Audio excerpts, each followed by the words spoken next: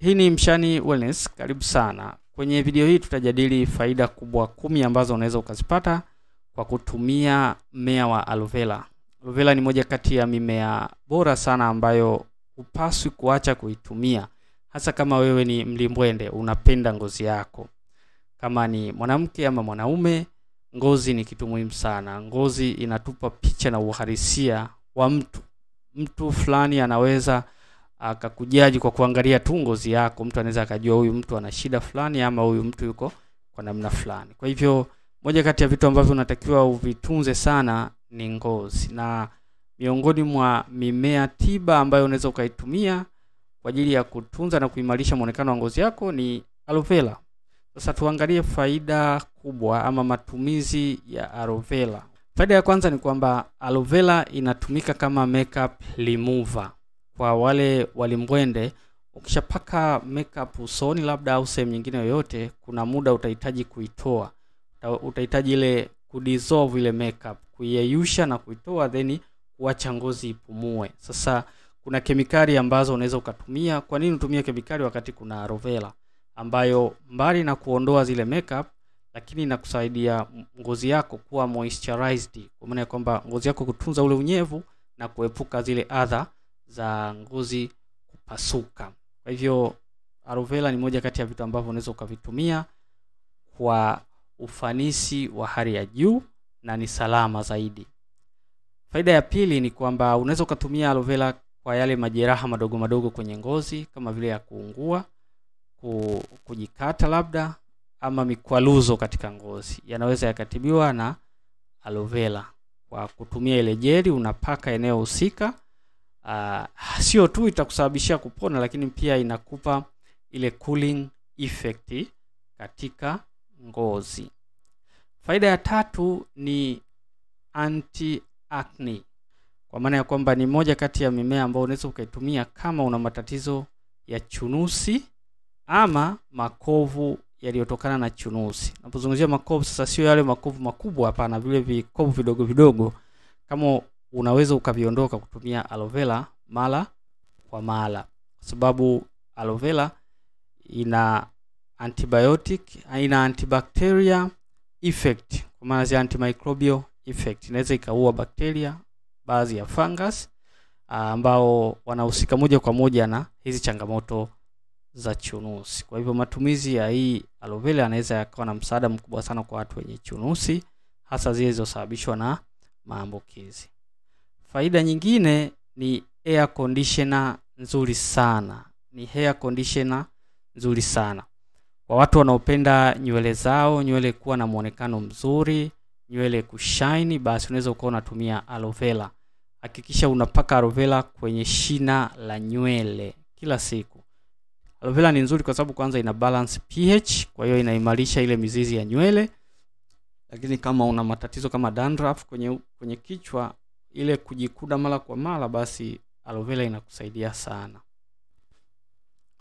Faida ya tano ni kwenye mfumo wa chakula. Aloe vera ni moja kati ya mimea tiba ambayo unaweza ukaitumia kama una changamoto mbalimbali za mfumo wa mmeng'enyo wa chakula, hasa kupata haja kubwa ngumu ama kukosa choo na matatizo ya asidi nyingi tumboni.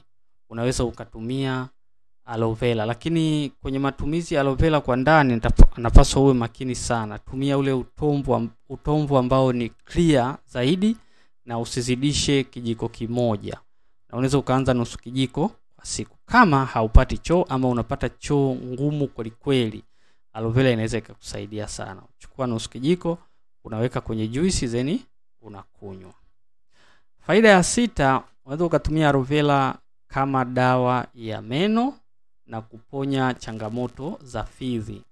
Labda fizi kutoka damu, fizi kuvimba, lakini kusafisha meno kwa ujumla wake. Kwa hiyo unaweza kuwa unatumia utomvu wa aloe vera kwa ajili ya kusafisha meno. Na kama una matatizo labda ya fizi kutoka damu au kuvimba, unachukua ule utomvu, unapaka vizuri kwenye lile eneo limeathirika, na unaweza ukatumia sambamba na karafuu ikakupa matokeo mazuri zaidi.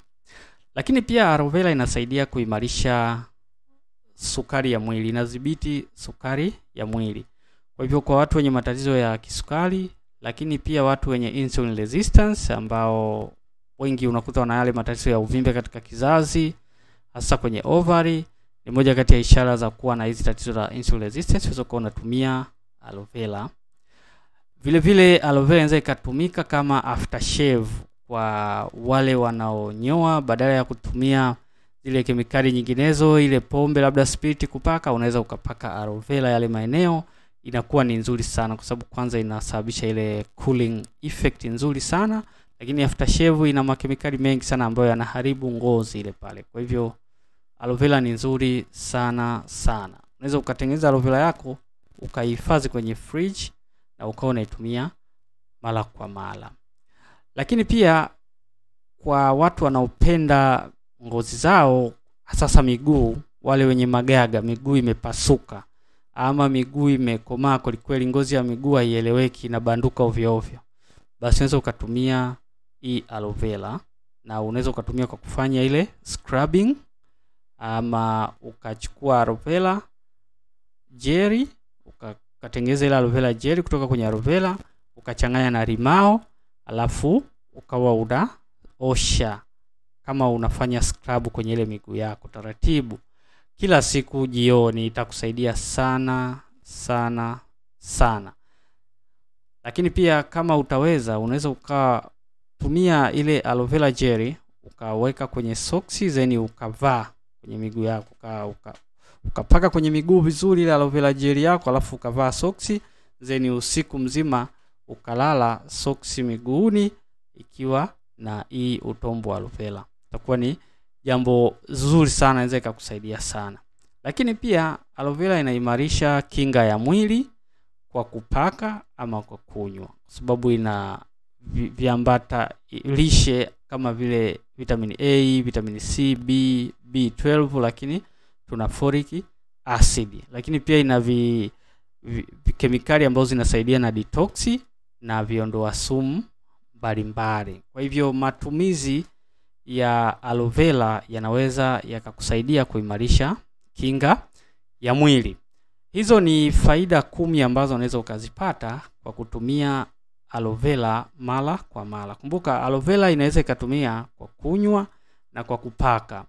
Kwa kunywa unapaswa kuwa makini sana na hakikisha unaandaa aloe vera katika quality za juu sana ili iweze kuqualify kwa matumizi ya ndani ya kunywa, na usitumie zaidi ya kijiko kimoja kwa siku. Kwa hivyo hope utakuwa umeenjoy somo. Mpaka wakati mwingine, bye bye.